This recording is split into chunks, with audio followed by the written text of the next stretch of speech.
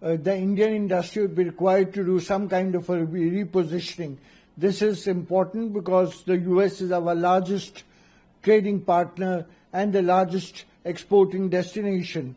We can offset this impact to a limited extent by trade agreements with UK, with the European Union, with the Middle East. But there is no doubt that this will cause some kind of a major hit on the incomes and profits of the products of the companies exporting to the US. The pharma industry, the drugs and pharmaceutical industry, which is India's one of the most important sunrise sectors and a major source of exports to the US, will certainly take a hit. But the extent of hit caused to the drugs and pharmaceutical industry is difficult to quantify because this is a constantly evolving situation. Measures are being put in place to mitigate the impact of such measures. So at the moment, it's difficult to quantify the impact of such measures on the pharma industry. Mr. Donald Trump, the President of America, has announced that 25% tariff on exports from India to America.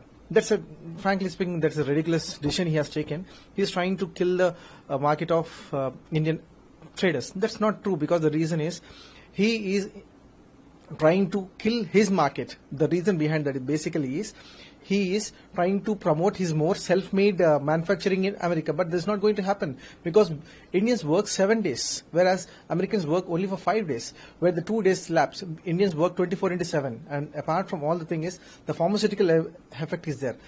Most of the times, pharmacy from the Indian is exporting to the US, and medical equipments are exporting from India to US, and disposables, medical disposable, which are most important for America, is exposed from the Indian only, because this cost is increasing to the Americans. The reason behind this, the cost of the American is already increased, with which the appointments from one doctor is taking 30 days to 45 days, with which the cost of the consultation also charges increases more. So what my impact is, the Indian traders will route other countries.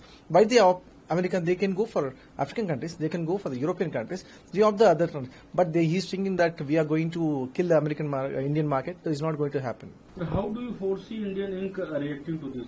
Will they have to reposition America-bound supply chains?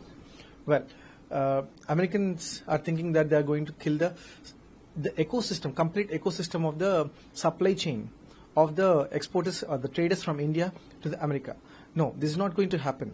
The reason behind that is we are not dependent only on one country, whereas we are trying to sell the same medical equipment or pharmaceuticals to different countries as well. We are not dependent only on America. Of course, the dollar value might be increased more, but one trader will try to take at least 4 to 5 different countries, whatever he is manufacturing. The supply chain only for America is not going to destroy. He is supplying to other countries as well.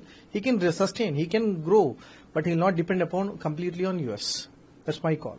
I think it's a very sad day for Indian exports mainly, because India is doing more than $100 billion worth of exports and our surplus is more than $40 billion.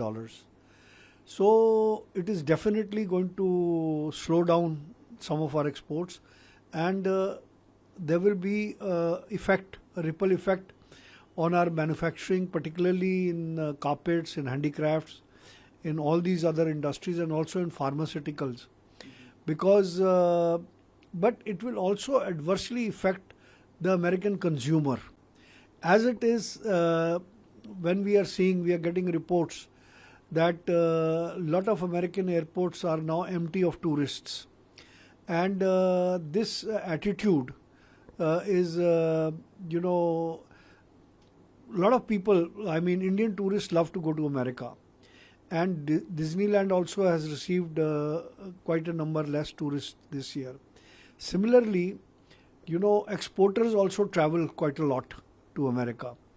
And if India will have to diversify its export markets, because right now we are dependent quite a lot on America, and we will have to relook at certain Asian markets and also some of the European markets. And we have now a special FTA agreement with UK. So we'll have to look at other markets.